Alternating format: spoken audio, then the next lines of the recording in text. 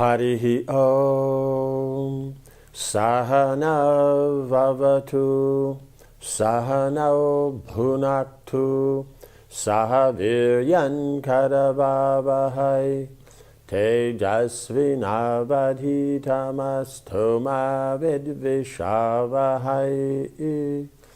Om Shanti Shanti Shanti. Om Jaya Shri Krishna Chaitanya Prabhu Nityananda Shri Advaita Gadadhara Srivasari Gaura Bhakta Vrinda. Hare Krishna Krishna Krishna Hare Hare Hare Rama Rama Rama Hare Hare. Okay, so now in the chapter Burning the Khandava Forest. So Krishna and Arjuna, Balaram and everybody else from Dwarka went back to Dwarka. And Krishna stayed back to spend some time with Arjuna. I think it's also the rainy season, so then it's natural. You're going to sit somewhere, so you're not going to go out and do things, so you can sit. And then he spends some time. They go out for a walk one day. Then Agni comes out as a Brahmin asking charity. Then they agree that, whatever he wants, he says, I want to be fed. So he says, okay. And so then he says, I want to eat this forest, right? And then he says that Agni concluded, I now depend upon you too, right? Because this is Nar Narayan to the demigods, right? I must eat this forest. Brahma has also informed me that the living entities within this forest are sinful and should be destroyed. In other words, it's coming up, they're not just irregular animals and all that are, of course, to be born as an animal, there must be sin, but you're burning it off. These ones, they've come in that form to be sinful. So it's something else. Therefore, do not harbor any doubts. This act is sanctioned by authority. Arjuna replied, I possess many celestial weapons, but I have no bow capable of bearing their power. Right? So you have to have the celestial, they require special bows, very strong bows and all that. You can see, like before, he used the Agnyastra on the Gandharva king, Chitraratha, but he used a torch. Because it was just in his hand, he chanted the mantra and threw that. Some of these Brahmins pick up a blade of grass, chant the mantra and throw it. So he's saying is the bows, he is not capable of it. He can shoot his regular arrows and whatever like that. If I am to achieve the task you have set, I will require an inexhaustible quiver of arrows and a chariot drawn by celestial steeds. If you can provide all this, then we will surely accomplish your desire. Because the demigod has come to ask for a boon, Agni himself, so he's one of the main Dikpalas, one of the main managers of the universe. And so then, something great like this, because he's going to fight against the demigods. He's not saying, I need an army, I need this. No, he just needs what he needs for himself, like that. And so the point is the demigods have the work, the demigods can provide. Agni meditated on Varuna, god of the netherworlds, and the deity immediately appeared and said, what shall I do for you? Agni knew that Varuna kept many celestial weapons in the depths of the ocean. Therefore he asked him to present Arjuna with the celestial bow known as Gandiva, as well as 2 inexhaustible quivers of arrows. So he, for bowmen, they, you either shoot right-handed or left-handed. So most people will be shooting right-handed. So you'll put the quiver where, from your right hand, you can access this, because the left hand will hold the bow. So you can't put the bow down, get an arrow, and all that. So you'll draw the arrow and you'll shoot, or you'll draw the arrow and you shoot, wherever you're keeping them, or from here and shoot or something. So then here, because Arjuna, one of the famous things is he can shoot with either hand. I think his name is Sabyasachi. So that means he's just as good with either. It's not that he's good with his right and he's okay with his left. He's just exactly the same with both. So therefore, if he has 2 arrows, 2 quills, then he can pull from either side. And that makes it perfect, because if you're shooting an enemy here, you would shoot this way. But if they're over there, then you put the bow this side and then shoot that way. So you just switch the bow and then the arrow, and then switch the bow and then the arrow. So, that way he's special. So he got him 2. Agni also asked that Varuna bring forth a chariot belonging to Soma, the moon god. Varuna agreed and caused all those things to appear at the spot. Arjuna looked with wonder at the Gandiva bow. It appeared like a rainbow embedded with celestial gems. As tall as a man, it was flawless, right? So in other words, it was the full height of somebody, like that. And then you pick it up in the middle, so then you have, let's say the person is 6 feet tall, then you hold the bow in the middle, so it's 6 feet tall. You hold the middle, so it's 3 feet from the ground and then 3 feet up, right? And so then, that would be the size of the bow. In modern, I think the English developed the long bow. So they had something basically that size, but it didn't have quite the technical, way it was of manufacture of the Indian bows. The Indian bows were like these compound. They just, come and then you bend them back, or double bows, like this kind of thing. But they were just straight bows. They were just straight. But because they were so big, they were very effective for long distance. So they were quite strong. I can't remember what was the pull on them, but it was, at the time, then they had a law that after church on Sunday, then every able-bodied man had to go to the town, the village or town square and practice archery. So basically everybody was trained for shooting arrows.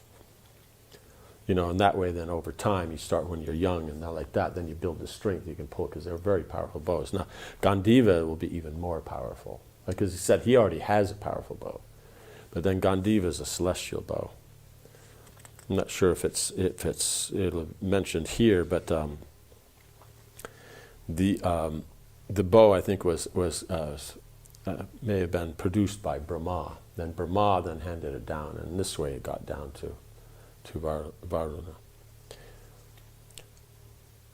The Pandava took up the shining bow and forcibly twanged its string. A sound like the crash of thunder resounded throughout the forest, terrifying all the creatures, right? So if you take a regular bow and you pull it, you get a bit of a twang to it. And but it's said to be it's bad for the bow. But these bows are so powerful that he does it forcefully, just to see the power of it and everything, and the way it snaps back. It makes such a sound like lightning, a thunder, that all the living entities in the forest become afraid. It's a very powerful bow. Holding the bow, the joyful Arjuna next approached the huge golden chariot, right? Because it's a war chariot, so they'll be very big, because you have to keep all your weapons and everything else in there. And you can move around, because the chariot driver is driving. You don't have to drive. So he can stand in the front of the chariot, shoot. He can go to the back and shoot. He can go to the sides. Wherever it is that is the best for approaching the enemy. It was filled with varieties of celestial weapons, as well as the 2 inexhaustible quivers Agni had requested. The chariot was yoked with golden harnesses to silvery steeds from the land of the Gandharvas. Like, remember before that, was it Chitraratha? Or he had a different, that was the Gandharva's name. But it might have been, Angaraparna. Chitraratha is another one of his friends. Angaraparna had said he'd give him 100 celestial horses, because it seems to be, when it comes to horses, Gandharvas got horses. Like nowadays, the Arabian horses, those are the horses. Of course, in Rajasthan, they'll say they're originally from there, and they were taken there, and they've cultivated them nicely and developed them. But whatever, the Gandharvas, they're the Wallas with horses, right? These horses were capable of going anywhere within all the worlds, right? So, where it means if you know how to drive, because you have to know how to drive horses so they can fly also. It's not, otherwise they'll just run on the ground. But like Daruka and King Nala, and that, they knew how to take horses and make them fly. It's certain horses only that can do it. It's not every horse. They have to have certain lakshanas. So these, anyway, by nature are capable of that. So you can drive, you can take them anywhere in the universe. As long as you're capable to go anywhere in the universe. They can go, not necessarily you can. But here, Krishna and Arjuna, where they cannot go. You see that they'll take this and they'll go through the universe and visit Mahavishnu. So they can, with Krishna driving, they can go beyond. These horses were capable of going anywhere within all the three worlds and can move with the speed of the mind or the wind. Right? So they could go at the speed of mind, but if you want to go a little slower than the speed of wind, and then if not, then you go whatever speed you like. But it means they can do any of that. Or sometimes you see it's that when they're fresh, they can go at the speed of mind. When they're tired, they go at the speed of wind. Parasurama was like that when he was killing the Kshatriyas. Then, when he'd come out for the battle, because it'd just be him, right? There's one guy with his battle axe. And not even bow and arrow, a battle axe. They would have bow and arrow, but he wouldn't necessarily use them. And then the whole army would come out. And at the speed of mind, he'd just go through and just kill them all. And if it was a really big army, if he became a little tired, then he moved at the speed of wind, which is, hundreds of kilometers an hour like that. So it's very fast. It'd be like a what do you call it? A Bugatti Veyron with a battle axe, at full speed, like that. So they can do like that. Above the chariot flew a banner bearing an image of Hanuman, Rama's great monkey servant.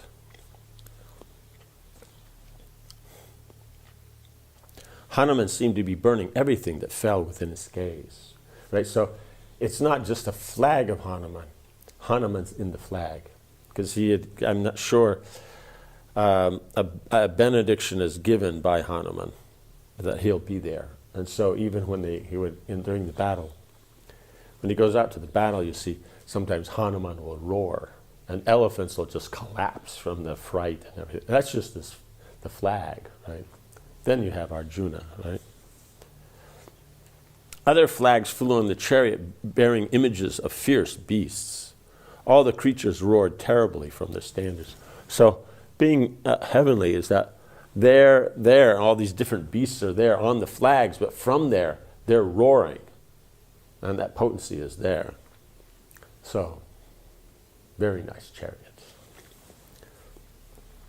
Arjuna folded his palms and walked respectfully around the chariot, and then mounted it like a virtuous man ascending to heaven. Right? So we see that whenever it comes to something like this, he respects. Means these chariot, the weapons, all these things, they're all the potency of the Lord. So he has respect. So he shows respect first. Then he engages in service. Like we see even with the bow. He first takes permission from Drupad to engage in the fight because they're coming dressed as Brahmins, and generally Brahmins don't take part, so he asked for permission. You can say, well, Brahmins can do what they like, but no, Brahmins are the ones setting the standard for the etiquette, so naturally they'll ask. Because if they don't ask, nobody will ask, right? Because everybody thinks they're a big god. So, to the bow, he was respectful. You see here to the chariot, he's respectful. So this is one of the things what you'll see with him is because of his devotion to Krishna and respect for Krishna and everything connected to Krishna. Therefore, he deals with everything properly. So this is the point of Amanina Mana Dana. He's always respectful to everything, that's like that. He put on the suit of celestial armor that lay there, right? Because otherwise he had regular armor. But he put on the celestial armor that's there. Because if you're going to have the chariot, he needs the army, he has the weaponry, whatever will be the general weapons that they're going to give. They're not specific, like just Agni's, so then it won't be like specific, like Pashupata's weapons or Indra's weapons or Brahma's weapons like this. But it'll be general celestial weapons that demigods use. So it's their quality of clubs and bow arrows and all these different kinds of things. It'll be standard weapons that they'll use. As he stood with the Gandiva in his hand, he resembled the sun shining from behind an evening cloud. He then drove the chariot around, smiling as he heard the loud rumble of its wheels. Because the wheels were done so it wasn't like perfectly smooth. It means they were done and they're very powerful, but they would rattle a bit like that. That way you can get through things and just like that. But the rattle would be like the rumbling of thunder or clouds like that. So that itself also made something that's very formidable. Just the sound of the chariot would also, if people were weak-hearted, it would disturb them. So these battle chariots were very special. They made that sound on purpose. It wasn't supposed to be the silent, quiet, just going. No, they made sound. Varuna also gave Krishna a club called Kaumodiki, which roared loudly when wheeled about and which could crush even Daityas and Danavas. Right? So just as you swing it, just the sound that it'll make, it'll roar. So how they design it, how they make it and everything.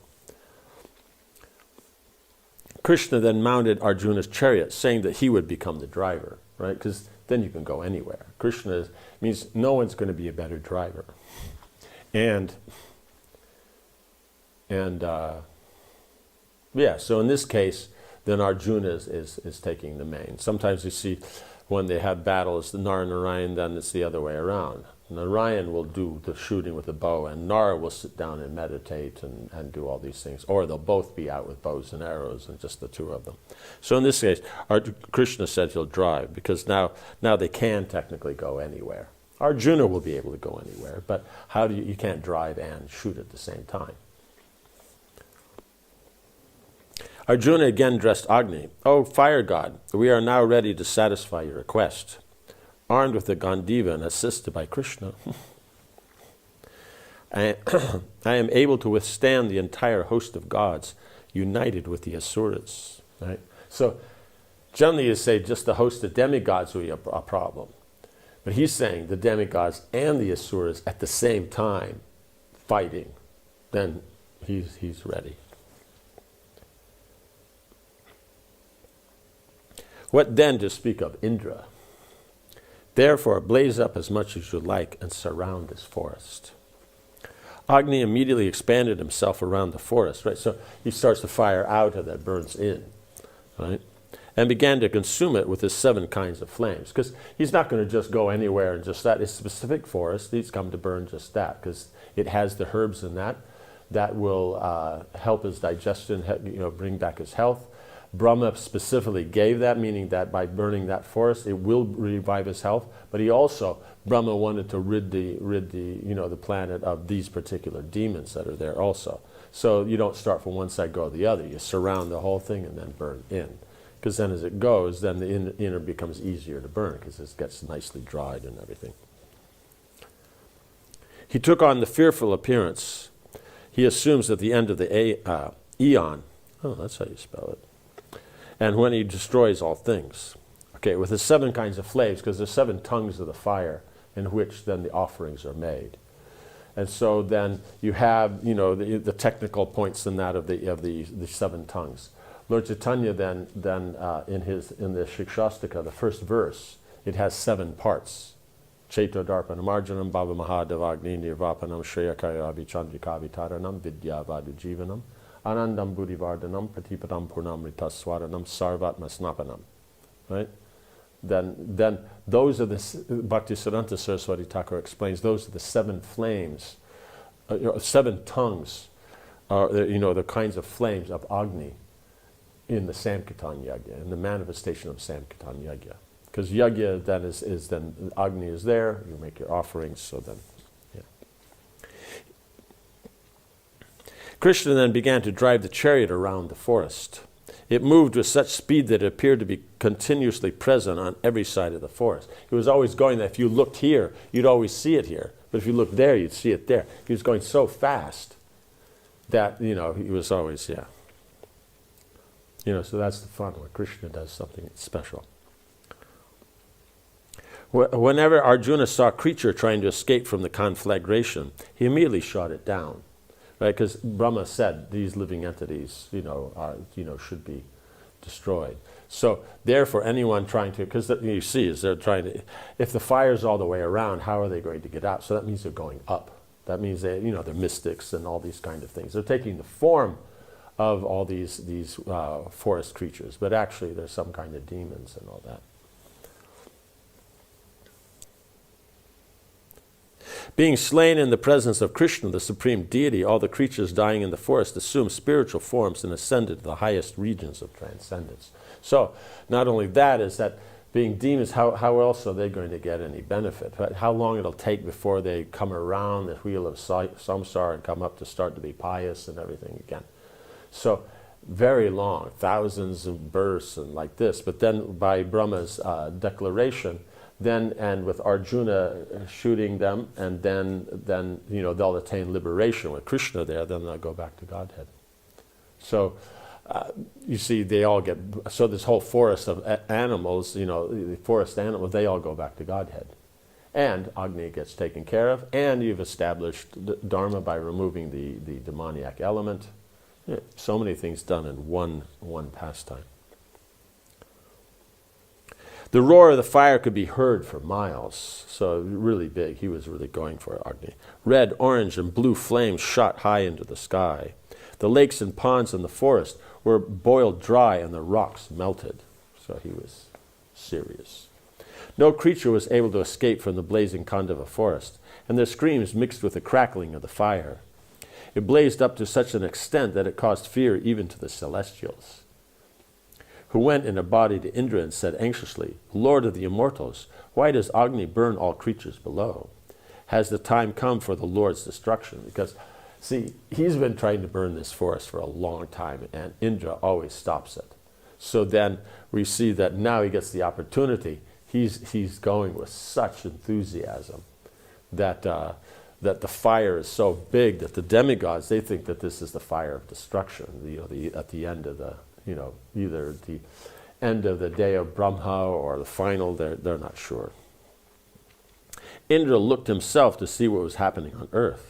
Feeling concerned for his friend Takshaka, he set out at once to stop the fire, right? Because he's done it before. The fire is there, he comes to stop. But before, Agni would have probably just been trying to burn it, in just a general fashion. But now is, really enthusiastic. He sent down torrents of rain, which fell in columns as thick as tree trunks, right? So we see sometimes rain comes and it's, maybe like this wide, it's really coming down. He's talking about tree like this wide of water coming down. That's even more, it's like, how you say, like, I don't know, like 50 fire engine hoses, like the firemen use, all together. So a lot of water.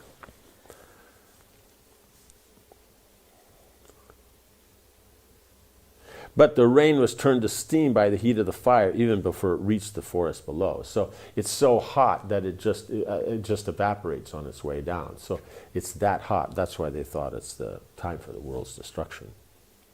Indra then became angry, right? So, he just did a regular thing. Then, okay. And amassed huge clouds that doubled the volume of rain. So, so now it's like the size of, drops like elephants or something, With its flames and smoke rising up, and with lightning and sheets of water falling from the sky, the forest became terrifying. Right? In a storm, it can be quite terrifying. And then you add to that a huge forest fire, and this is not just a regular lightning and water. This is, like a devastation kind of. Arjuna saw Indra's attempt to put out the fire, and he sent hundreds of thousands of arrows in a tight network over the forest. That net of arrows acted as a vast umbrella and completely checked the falling rain. So the first rain, he just evaporated, even so. But this next one is even bigger, so then Arjuna put this umbrella over. And so then, because the arrows just go, and by mantra, they just go and put together, and it just makes this complete cover. And so then the water can't get on the forest, it'll go on either side. The Naga king Takshaka was not present in the Khandava forest, but both his wife and son were caught in the blaze. They flew swiftly upwards and were seen by Arjuna. He instantly fired an arrow that severed the snake lady's head. He then trained another arrow upon Takshaka's son, Ashvasena. Seeing this, Indra raised a violent wind around Arjuna that temporarily deprived him of his senses. Ashvasena escaped and disappeared into the sky. So Indra was able to save his son like that. As he regained his senses, Arjuna became angry with Indra. because that was his. He used the wind, so now we get him back. He shouted a challenge to the god and covered the sky with his arrows. Indra too became angry with Arjuna and released his tremendous thunderbolt weapon. Without delay, Arjuna invoked the Vayava weapon, which dispersed the huge black clouds. Right. So now they've gotten it, because he's just dealing with the forest creatures, and the law is you have to use. You can't use celestial weapons. You can only use celestial weapons on those who have celestial weapons or celestials. And so then, up to this point, he's just been using, sastra, just the arrows, not astra, the mantras. And so, mantras are used as regular things, like just arrow, being an arrow. It's not that the arrow becomes wind or becomes water or becomes a mountain like this. So taking the arrows, shooting them very quickly, making a lattice work with them, doing all these things, that's just regular shooting.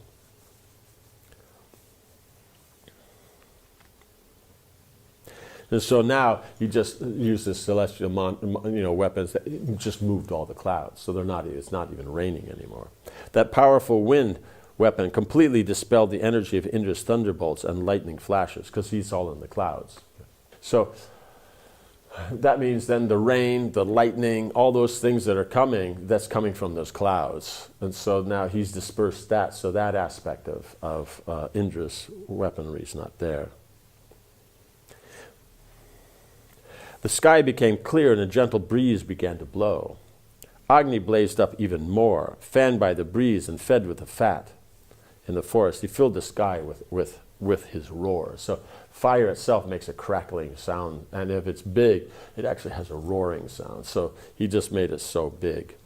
Indra summoned many other celestials to fight with Arjuna, right? So Indra just came on his own. Now he's getting others to come. Hosts of powerful heavenly fighters appeared and began to send their weapons at both him and Krishna. Blazing iron balls, right? So blazing doesn't mean that they're just coming quickly. It means that they're actually heated to the point they're on fire, just they're that hot. Bullets, rocks, and countless arrows shot towards them. Arjuna countered all the missiles with his arrows. At the same time, he cut down his assailants, who fell screaming into the fire. Arjuna was unconquerable as he stood on the battlefield, releasing his deadly arrows, with Krishna skillfully guiding the chariot. So that's why it says, wherever there's Krishna and Arjuna, there'll be victory. So it's just you could see it's just a pastime, because as Kshatriyas, then, they're always ready for a good fight and all that. And you have to establish the authority, because they're playing the part of humans. So therefore, Arjuna has to follow the rules. Krishna, though, they can't put into that category. Indra then mounted his celestial elephant, Airavata, and rushed down upon Arjuna and Krishna, shouting, "These two are killed."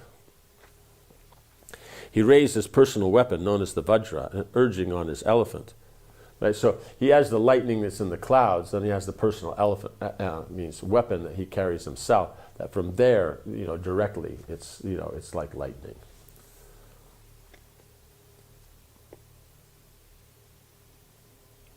Yamaraj took up his death-dealing club. Right? So Yamaraj came. Kuvera, his mace. Varuna, his noose. The commander of the celestial army, Skanda, raised his Shakti weapon. And Surya came with a brilliant dart. Like dart means this, they're smaller. It's like handheld thrown. It's like a short javelin, but generally it has like wings on it and that because it's short.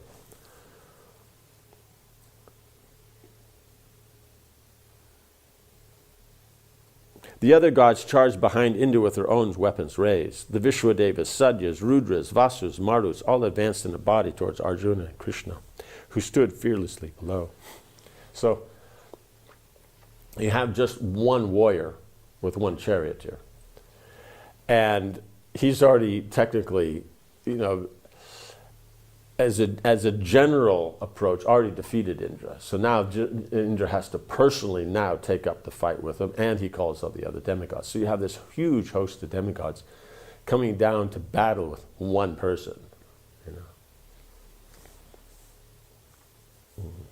Even though they exerted themselves with full force, the celestials were unable to overpower Krishna and Arjuna. Struck by Arjuna's mystical arrows, the gods were forced to retreat. Indra smiled, because it's his son, so he's got to be happy. He was pleased with Arjuna, who was, after all, his son. And he also understood Krishna's position. So you understand, Krishna's there, Krishna's authorizing it, so it was just some good, clean fun. You know, they come out, they show their might and all that. And it shows the glory of Krishna and Arjuna, because they're Nar-Narayan Rishi, you know, for the demigods. And so then whatever they do will always be very, very special. Indra knew that no one could overpower Krishna or anyone supported by him. So since Arjuna, so that's the thing, it's one warrior, but that warrior is supported by Krishna. No one can overpower Krishna. So therefore, if Krishna is supporting Arjuna, no one in the whole universe could overpower him. Obviously, Krishna desired that Agni consume the forest, and at the same time, he was enhancing the fame and glory of his friend, Arjuna. Because Arjuna is the one who will be glorified as the one who defeated the demigods. You know, not Krishna. Krishna is there, that's why he's driving the chariot, but whatever he desires. Then, desiring to test Arjuna's power further, right? You know, because the son, he wants to test how well he's been trained, what's his prowess, you know, is he deserving? Indra sent down a thick shower of boulders. Arjuna quickly reduced the stones to dust with his swift arrows. Indra then tore off the peak of a massive mountain and hurled at Arjuna. Not disturbed in the least, Arjuna cut the flying mountain peak into 1,000 pieces that rained down upon the forest below. And it's not a problem. It goes into the forest and they just melt, right? Indra was gladdened by Arjuna's prowess. He ordered the celestials to withdraw. And as he did so, an invisible voice was heard in the sky. Indra, your friend Takshaka is not in the forest at present, nor will it be possible for you to defeat in battle Arjuna and Krishna. These two are Nara and Narayana.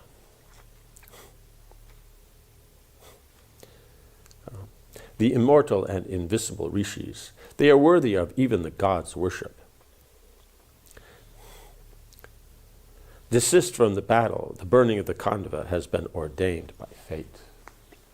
Having heard that voice, which they knew belonged to the universal creator Brahma, the gods retired to their own abodes. For 15 days, Agni continued to consume the forest along with its inhabitants. As the forest was destroyed, so it must have been a very big forest for him to be burning for 15 days. Because the way the fire is and all that, you know, a very short time any forest would disappear. So this must have been a huge forest. Hordes of Rakshasas, Danavas, and Nagas rushed out in fear. Arjuna cut them down with volleys of arrows. None could even look at him as he released his searing shafts. Gradually the forest was reduced to ashes and Agni was gratified. So we see all kinds of living entities are there. So that means if he's burning for 15 days, Arjuna and Krishna are guarding it for 15 days. So that was just the initial when they started, then the demigods came. You know, so that was all this, just the morning pastimes on the first day. Right. Okay, so we'll stop here and then we'll continue the pastime with now he'll meet the Maya Danava, he'll meet the demigods, Arjuna. Om Hare Krishna, Krishna Krishna, Hare Hare, Hare Rama, Rama Rama, Hare Hare. Jai Srila Prabhupada ki Jai.